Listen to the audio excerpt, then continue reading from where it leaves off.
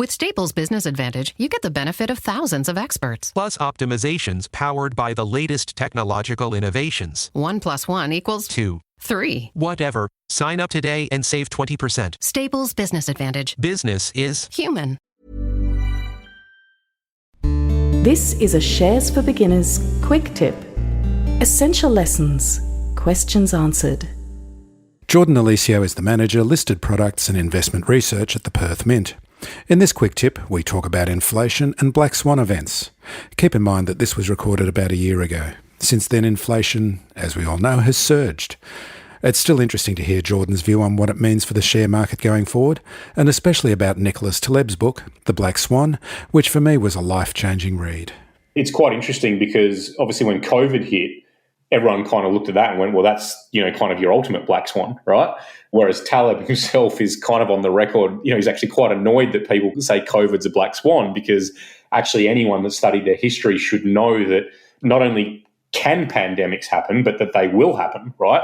But whilst I sympathise with his point, I also sympathise with the point that actually, no, COVID is a black swan, because, saying something can happen is also kind of meaningless if you have no idea about when it's going to happen, which, to be fair, with COVID, I don't think many people could have predicted that it was going to hit in 2020 and it was going to have the impact that it has. So whilst I think his work is very interesting and the points that he makes are very relevant for investors, I sort of also sympathise with those that, perhaps don't see black swans as rigidly defined as he might.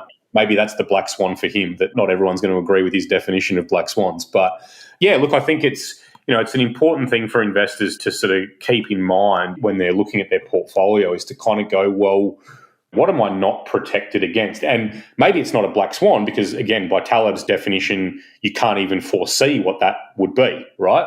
But there are plenty of things you can foresee that would happen. So, a stock market crash is one, right? They happen. We know they happen. They've happened 3 times in the last 20 years.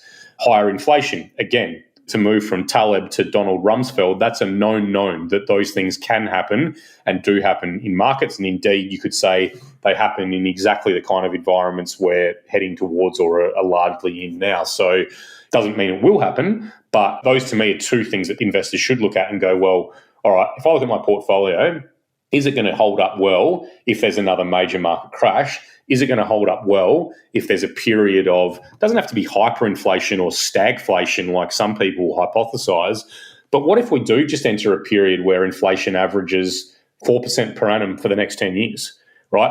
And where, like what has happened for the last 20 years, the inflation in the essentials in life is running at 2 to 3 times overall inflation, right? So, you might have 4% overall, but your healthcare, your utilities, you name it, they're running at 6s or 7s.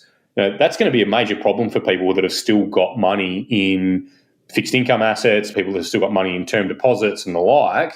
The purchasing power of that money is going to lose 50, 60% across the course of a decade. So are you saying that even though you're getting higher interest on the money that you've got invested just in like safe assets, like even just cash, it's still going to be eroded as if it was a high inflation? Is that what you're saying?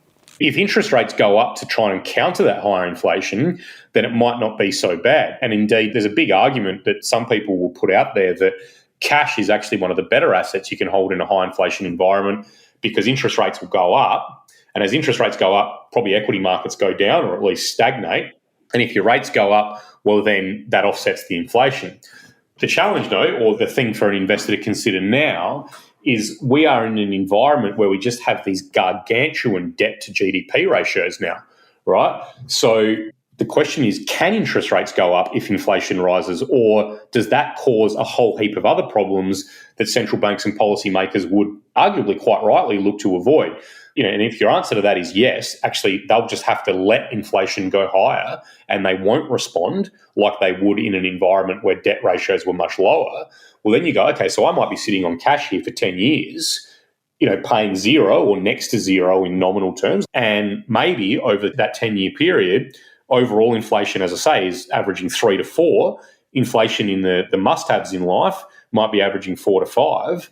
That's a pretty profound problem for investors to consider. And indeed, I'd argue that's one of the reasons why equity markets have been so well supported for the last few years, because investors are saying, well, at least if I keep my money in the share market, I hope that it'll rise and sort of give me a bit of inflationary protection. More importantly, I hope the dividends that I get are far higher than what I'd get with my money in the bank account, and those dividends are what can pay for my, my living expenses and the like. So, I think it's a bit of a segue away from pure black swans, but by definition, if a black swan is something you can't predict, well, you almost can't prepare for it then either, right? Whereas things like higher inflation, things like, a period where, maybe it's 10 years where rates stay below zero in real terms, or another major stock market crash, those are things investors can credibly foresee happening and can credibly protect themselves against if they choose to.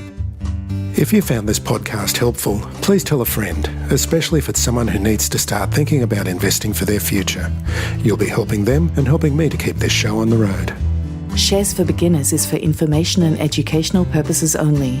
It isn't financial advice, and you shouldn't buy or sell any investments based on what you've heard here. Any opinion or commentary is the view of the speaker only, not Shares for Beginners. This podcast doesn't replace professional advice regarding your personal financial needs, circumstances, or current situation. And thank you for listening to my podcast. At Staples Business Advantage, nothing can top the smarts and instincts of the thousands of experts on our team. While AI excels at processing data, automating tasks, and providing insights for better decision-making. And when they're used together, they're far more powerful than either is alone. Whoa. I've never felt more alive. Let Staples Business Advantage use today's latest innovations, plus our team's experience to make business easier for you. Sign up today and save 20%. Staples Business Advantage. Business is human.